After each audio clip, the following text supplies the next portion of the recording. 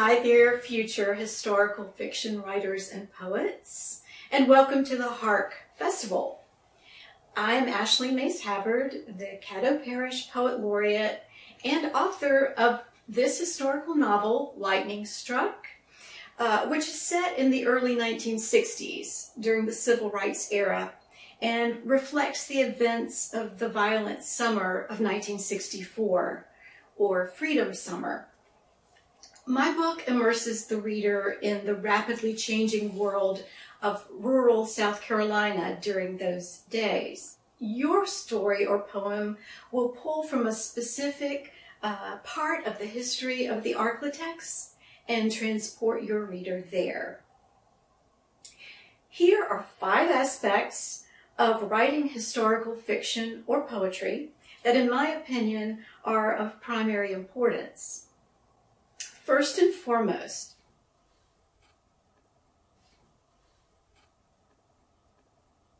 you must care about your subject.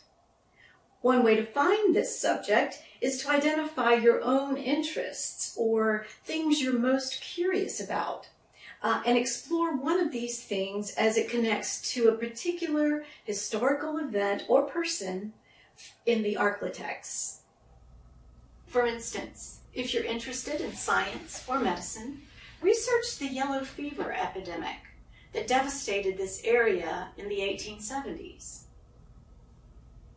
Music, explore the early years of the famous classical pianist Van Cliburn, who was born here in 1934.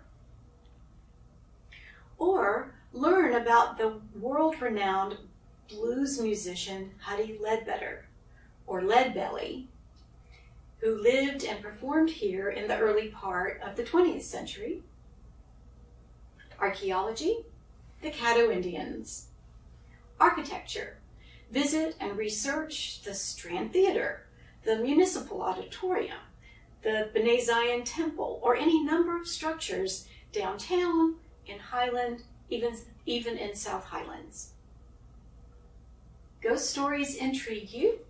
Take the Haunted Shreveport tour, or interview the experts who lead those tours. 2.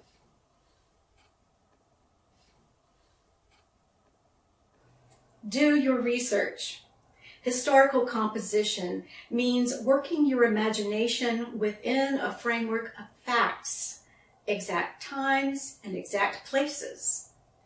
There's nothing wrong with starting on the internet, Google, Wikipedia, and so on, but be very careful with your online sources. As you know, anyone can pretend to be an expert on the internet. The library, school, and public is an extremely valuable resource. Reference librarians are your best friend. They can direct you to physical books and reputable online sources. Museums, such as the Louisiana State Museum, is an extremely valuable resource. And don't overlook other people that you already know, say your parents or grandparents.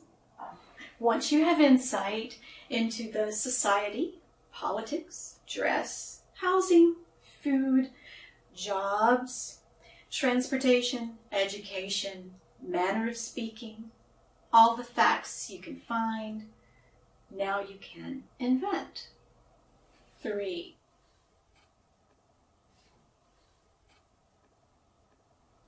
Imagine yourself into the world that you choose to explore. Imagine deeply.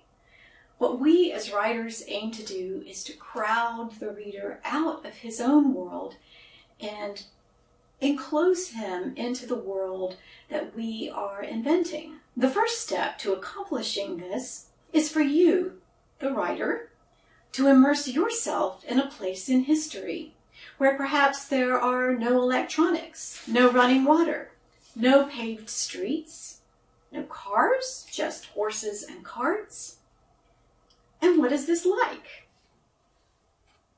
Think concrete sensory detail. What exactly does your character see, hear, taste, touch, smell? It's not a bad idea to write those words, in fact, at the top of every page you're working on. Number 4 is a natural progression from number 3.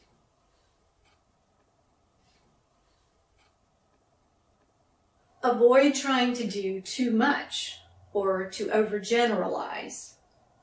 Again, think small. In a short story or poem, I would suggest that you limit yourself to one specific event in the life of a specific person.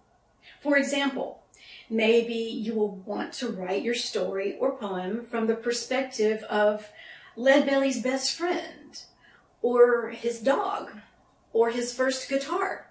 Be selective about your imagery, and remember that what makes a story is trouble or conflict, or in poetry, tension. 5.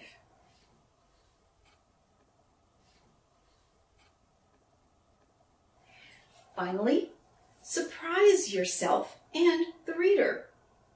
Avoid what is commonly known or predictable or cliché. Risk something. Using the point of view of a guitar or a dog or a jealous rival, that would be surprising. In my novel, a horse is struck by lightning, and however gruesomely disfigured, survives to represent the protagonist Edda's journey from childhood into her future. What she finds on this journey is radically different from what she expected. I hope these tips will help you on your journey with your creative project on the history of the Ark-La-Tex. Good luck and have fun.